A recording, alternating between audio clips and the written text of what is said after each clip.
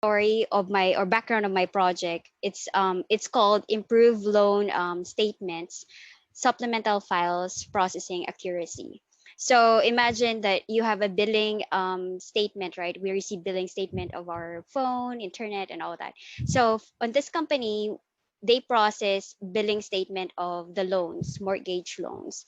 And in that billing statement, they wanted to create a calling card, or they have a calling card, picture, website, contact information of the salesperson.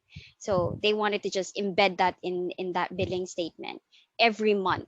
So now the servicing loan servicing department is the one processing this supplemental file. They're sending it out to the vendor, and then every month they get 403 reject.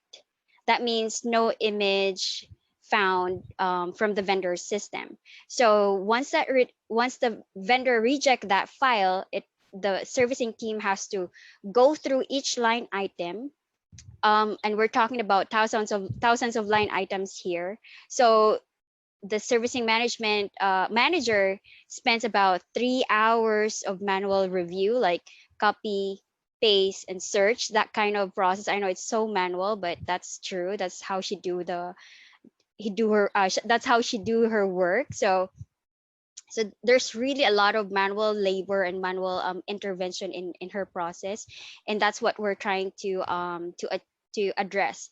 And then also, because of inaccuracy, there is a potential loss of repeat business and referrals in the loan advisor point of view.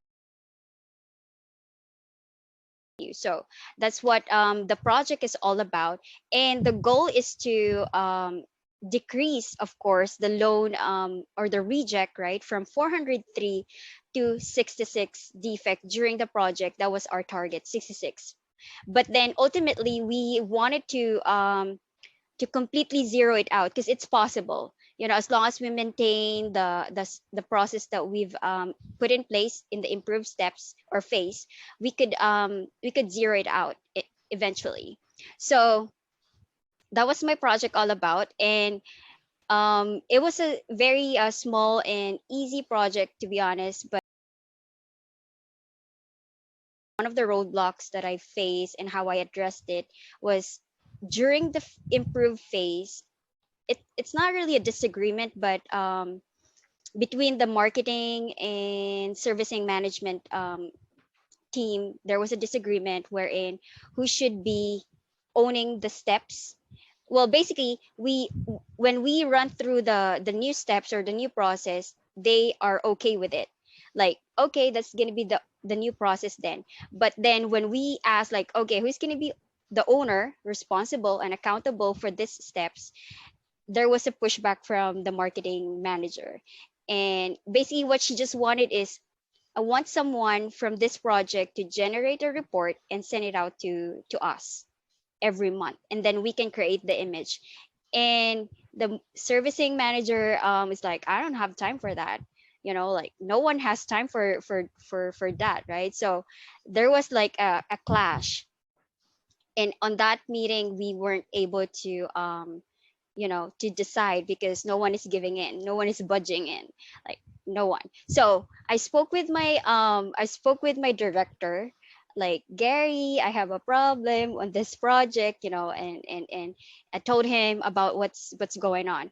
And then on our second meeting, I invited the my PMO director is always invited on every meeting, and the CFO, or the sponsor of the project, is always invited also. But they're only like, they can only join whenever they're free, right? But on that day, on our second meeting, we actually asked her to join, because we need to have a decision.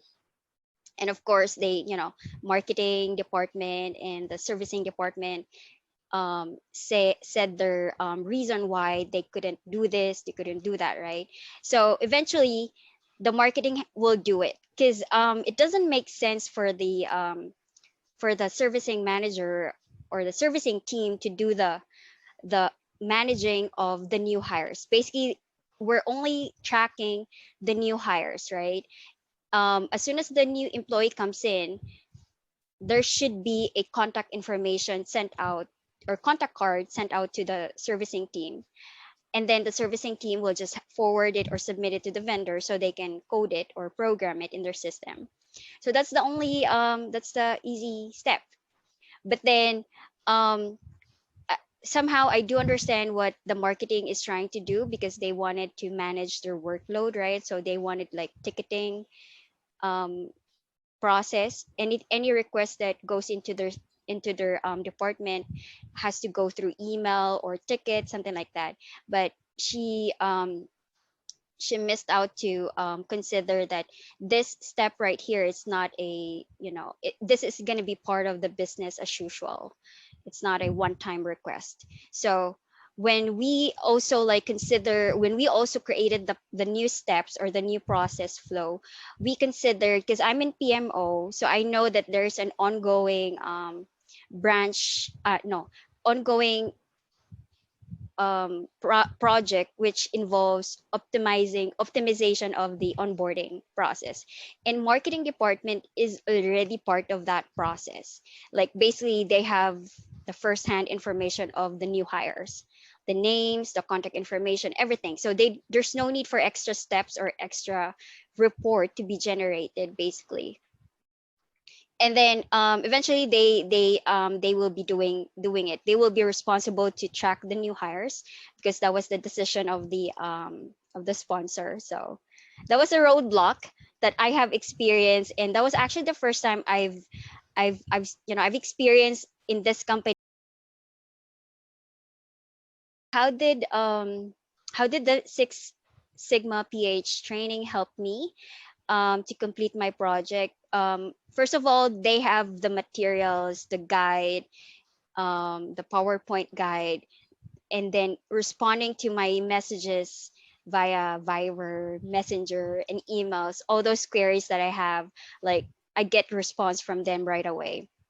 Well, not right away, because sometimes I send out the message like early in the morning when I'm up and working, right? Of course, they're sleeping. So mga ganon. And then, of course, during the when I submitted my project, I received bulleted points or bulleted list of feedback or action items from Sir Arthur. I don't know if Sir Arthur is here. Thank you, Sir Arthur. So he basically listed what are the things that I missed, what are the information I should be putting in there, and how to put it, how to do it. He gave some information or feedback as to how to do it, how to achieve those action items and whatnot. So basically, that was the help that I got from the team, from the Six Sigma PH team. And then tips for graduating the green belt. I think I only have two. First is be determined to make it happen. And I know madaling sabihin, pero it's a challenge, challenging na gawin. But then the second is like talk to your supervisor or your manager for support. The support from the PH team, it's given, but so workplace, you need someone from your company who will support you to achieve this, to achieve your to complete your project. Because what happened when I spoke to Gary during my one-on-one with him, like, Gary, this is my plan, this is my this one I wanted to do. And then Six Sigma approach is different from project management, right? Like project management has a different style. So I told him like, Gary, ito yung gusto kong mangyari, and it might not be following what's the project management style, right? It's definitely different. I'm gonna be doing this extra steps. And then he was very happy about it, because of course, if you have someone in your team who has skills, right, and that will really help the project itself or the department itself and eventually the company. So he was very happy and very supportive. That's why when I spoke to him like, Gary, I have a problem with this project. I need someone, I need your help. I need you to jump into this meeting. Even if I just message him, Gary, we have a heated conversation. We can't come up with a decision. I need you here. So as soon as I said that to him, he jumped in, and and that was the kind of support I got from the company or from my department when so eventually I was able to get my to complete my project. Yeah, just ask for support, that's it, because you cannot do it alone.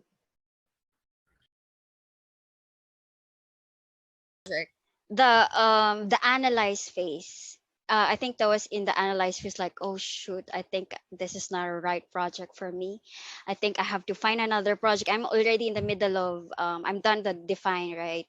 I'm already in the analyze phase, and I couldn't come up with a, like, it doesn't make sense, it doesn't make sense because I don't know how to reflect the data. um it some because we're using Minitab, right? And it's kind of different. Well, it's different in Excel. Minitab and in Excel is it's different. So you have to like put your data in Minitab, and it just doesn't make sense to me. I don't think it's the right project. So that was during that phase that I was I hesitated, and I wanted to go back to define. Did I really define it well? Did I really measure it well?